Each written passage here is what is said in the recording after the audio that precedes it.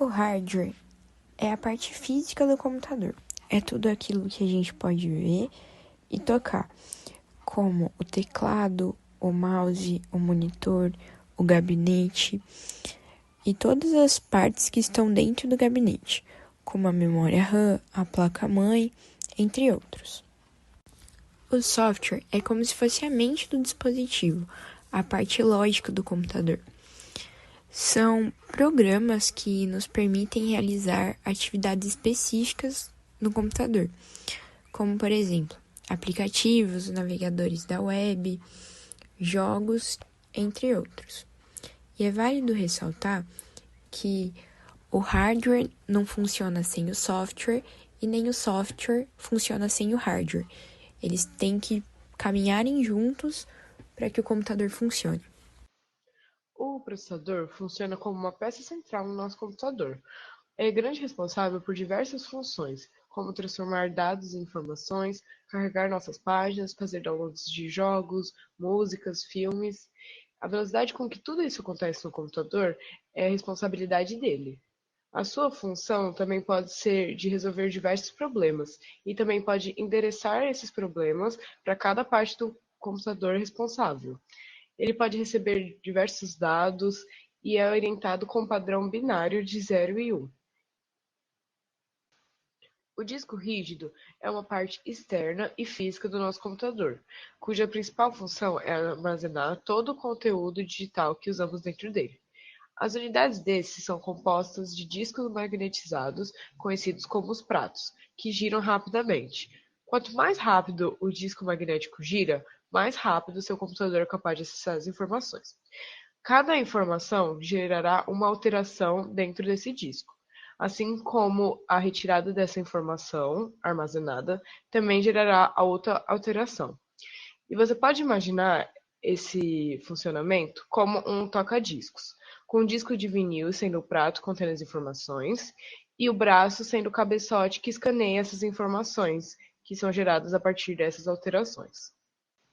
A memória RAM é o tipo de tecnologia que permite o acesso aos arquivos armazenados no computador, e difere da memória em disco rígido por não armazenar conteúdos permanentemente. Além disso, é responsável pela leitura dos conteúdos quando são requisitados. Podemos exemplificar a função da memória RAM fazendo uma analogia com uma mesa de estudos, onde se reúne todo o material necessário para a realização dos deveres de casa, como lápis, canetas, cadernos e livros. Esses materiais seriam os arquivos, e a memória RAM a mesa, onde tudo se reúne e o trabalho ocorre. Assim como a mesa, quanto maior a memória RAM, maior sua capacidade de trabalho. Mas a capacidade da mesa é medida pela área. Quanto maior a área da mesa, mais livros cabem, e mais rapidamente se faz o trabalho.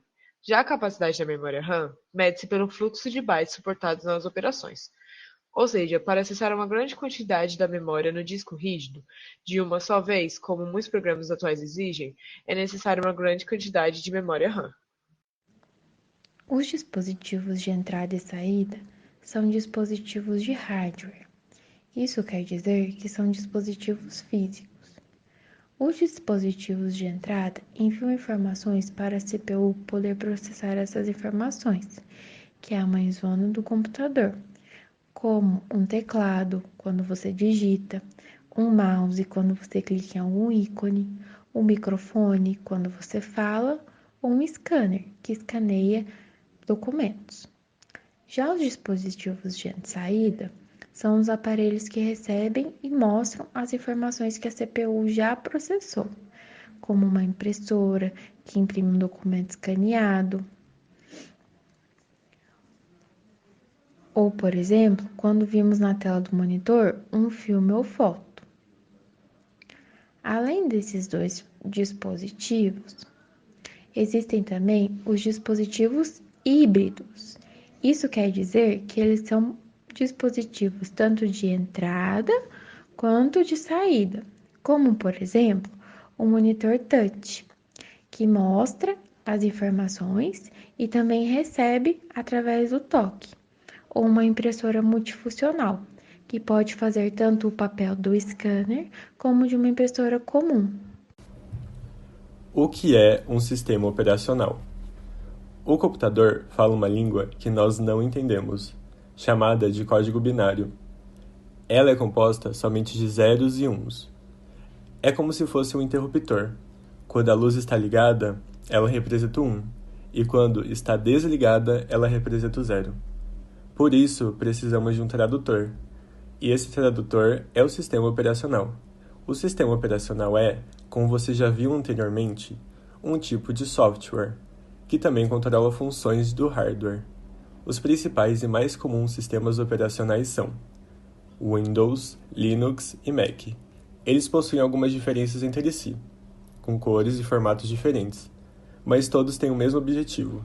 São eles que nós encontramos quando ligamos o computador, e com o qual interagimos, com o mouse e teclado, para acessar outros programas, como as redes sociais, o Google e jogos. Mas como compreender o funcionamento do computador? De maneira lúdica, imagine que você peça para que sua mamãe faça uma vitamina de banana. Sabemos que para isso, ela precisará que você forneça alguns ingredientes, como a própria banana, o leite e o açúcar. Da mesma forma, para que um computador realize determinada tarefa, você precisa fornecer dados através de dispositivos de entrada, como o mouse e teclado. Sabemos que, após receber os ingredientes, sua mãe irá utilizar o liquidificador para misturar todos eles. Entretanto, diferentemente de sua mãe, o computador utiliza o CPU ou a unidade central de processamento para executar suas tarefas. É importante lembrar que, para que isso ocorra, o computador precisa primeiramente buscar as instruções armazenadas na memória, assim como sua mãe precisa lembrar-se de qual receita ela utilizará para fazer uma vitamina de banana no liquidificador.